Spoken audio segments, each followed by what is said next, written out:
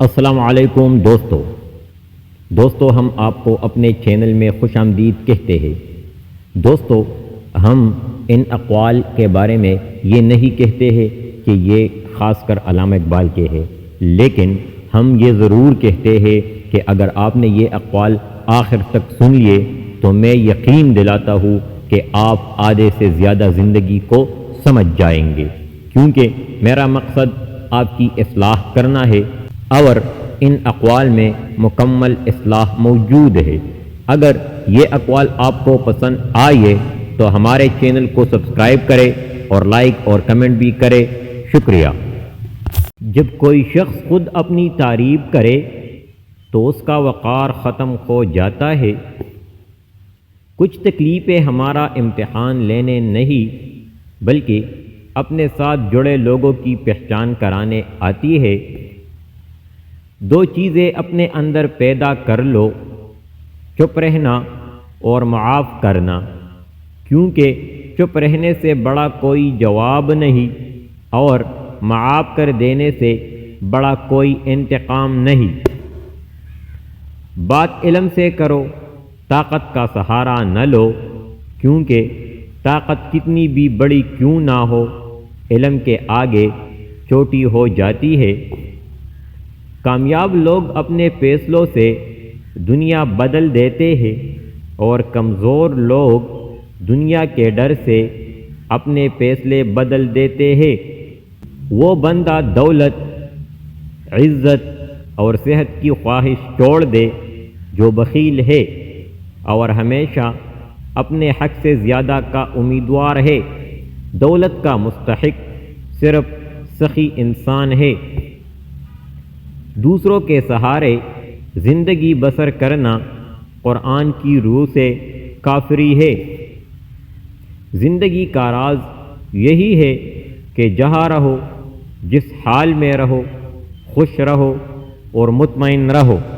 آج کا انسان اپنی روزی کی فکر میں رزق تلاش کر رہا ہے اور اپنے رازق کو بھول بیٹھا ہے جو اسے رزق دیتا ہے۔ نعمت کے بعد انسان کو ظرف نصیب نہ ہو تو نعمت لعنت بن جاتی ہے۔ غلامی بہت بڑی لعنت ہے۔ غلامی زبان سے وہ کچھ کہلوا سکتی ہے جو انسان نہیں کہنا چاہتا۔ جب شاعر کی آنکھیں کھلی ہوتی ہے تو دنیا کی بند ہوتی ہے، اور جب شاعر کی آنکھیں ہمیشہ کے لیے بند ہو جاتی ہے تو دنیا کی آنکھیں کھل جاتی ہے۔ آج کل تعلیم زیادہ ہے اور علم کم، جبکہ پہلے زمانے میں علم زیادہ تھا اور تعلیم کم۔ انسان کو ہمیشہ یاد رکھنا چاہیے کہ نیک عمل کبھی ضائع نہیں ہوتا۔ جو شخص اپنی عظمت کے گیت گائے وہ کبھی عظیم انسان نہیں ہو سکتا۔ محبت کرنے والا بندہ خدا کی راہ پر چلتا ہے اور مومن اور کافر دونوں سے محبت کا اظہار کرتا ہے۔ اپنی تاریخ کو محفوظ کرے اور لازوال بنے، گزرے وقتوں سے نئی زندگی حاصل کرے۔ میں تمہیں مومن کی نشانی بتاتا ہوں، جب اسے موت آتی ہے تو اس کے ہونٹوں پر مسکراہٹ ہوتی ہے۔ میں سچ کہتا ہوں، آپ کا دشمن بھی آپ کا دوست ہے۔ اس کی موجودگی آپ کی زندگی کو بھرپور اور امیر بناتی ہے۔ زندگی دوسروں سے قرض نہیں لی جا سکتی، اسے خود اپنی روح کے اندر روشن کرنے کی ضرورت ہے۔ زندگی موت کی ابتدا ہے اور موت زندگی کا آغاز۔ تم کامیابی اور ناکامی پر نظر نہ کرو بلکہ اپنے مقصد تخلیق کو پہچانو اور جدوجہد کیے جاؤ۔ ہر وہ چیز جس کے پاس زندگی ہے مر جاتی ہے اگر اسے غیر سازگار ماحول میں رہنا پڑے۔